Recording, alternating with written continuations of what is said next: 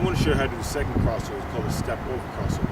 When you know you're quicker than your man, that's when you use the step over crossover. First, you must attack the high foot. You jab with your right, take it to your left side.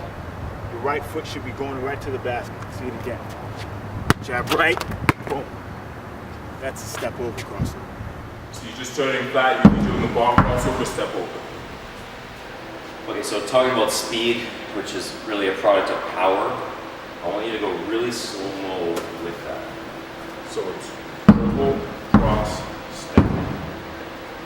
So there's a point when he is, try that again. Pause. Keep going. Okay, okay, so pause right there. This foot midair. There is a point when his one foot, so contralateral, which is opposite sides, his left foot and his right hand are where power is being produced. This is full crossbody chain, and his core is tight from the oblique down. This is the part that's flexing the most. His hip flexor, his core, this leg is kind of just hanging out. Okay, so try that again. Try a couple of them. Okay, so the other major element is timing. So if I'm looking at timing here, he has to, show again, his ball obviously has to go just before his foot. And the more just before his foot the cross happens, the better, right? Yeah, a lot better. Yeah. Yeah, because somebody's going to be able to see it. Yeah, and it's tougher to steal, because if I go here, wait, and step, someone's arm can get in the way. Right. So the faster you can get across, the less time there is for the hand to come across because you're shutting it down. Right. Okay. So looking at what's happening with his feet, so just show it one more time. Okay, so he's actually going from his left foot to his right foot for power, and then back to his left. So show it again, so if he had to go, he's going to go, right? So can you feel that shift of the body before you step? Yeah, I definitely feel it. Okay. Yeah. So in first step quickness, there's really only two major ways that you can step forward. It's either a drop step or a true first step. So what I mean by that is if I'm standing here, I got two choices. Say something's going to fall off the counter. Okay. I got two choices to reach for it. Either true first step or a drop step. Does that make sense? One has a lot more power than the other. So if I'm here and I just reach, that's the whole action I've created. And there is a coiling within the body, don't get me wrong. But my foot pattern is there.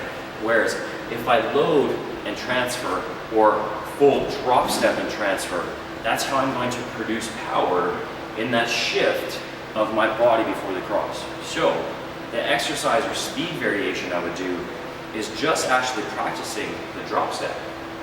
But let's keep it interesting. Let's keep it sport specific. I'm going to put the ball out and I'm going to step myself far enough away that I can't physically reach that. Okay? What I'm going to do is I'm going to focus on the drop step, opposite side reach. Okay?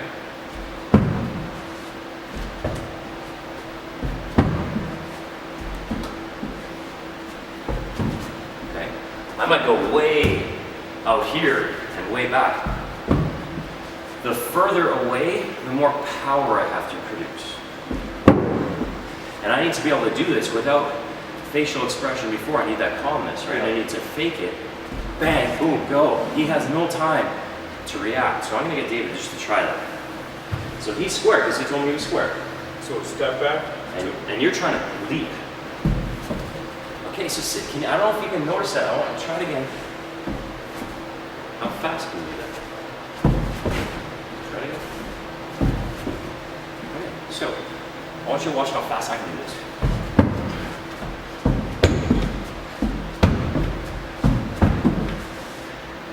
Called quick coupling. The time it takes to load and go is your coupling time. Work on improving how fast I change directions. Let's try this again.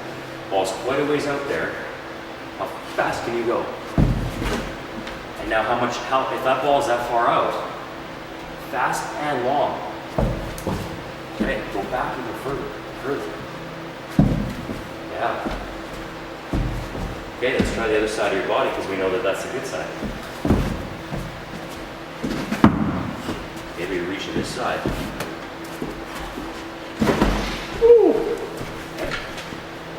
So that's his speed drill. He's trying that. So now, for sake of argument, do that step, the crossover here. Do it again. Okay. Yeah. Can you leap even more when you cross? Now he can produce an even bigger crossover step to escape his defender. Is that right? Yeah. Okay. So next one I'm looking at talking about, you know, core power. So do this again. Show it in slow mo. Remember what I said? There's a point where there's left leg, oblique hip flexors, what's tightest and what's holding him there, and he's producing power through to his shoulders. So the direction of core power is coming this way. So this is a neat little drill I picked up years ago. Okay, just looks badass when you're pulling it out too. So it's called a monster kick. Now you could throw a push-up at it if you really wanted to. It's unnecessary. It's more like breakdancing.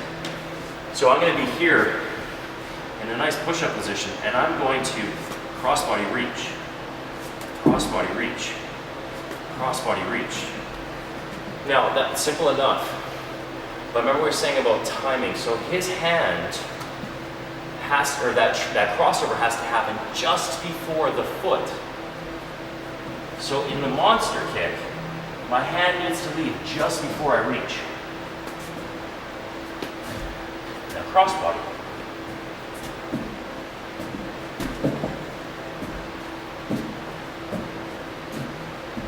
So I want David, try 20 of those, see if he can get his hand, and feel that out. If he can get his hand to leave the ground slightly before it, it goes to reach for that toe.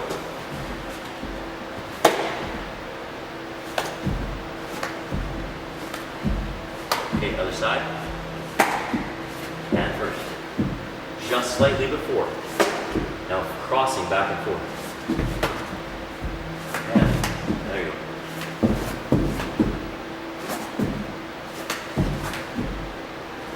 Think. Now, in the abs, where do you feel it the most? Feel finding like a cross, a circle across, down in here, and then up in here. Yeah. Okay.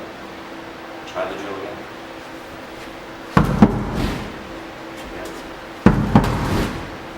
Other way.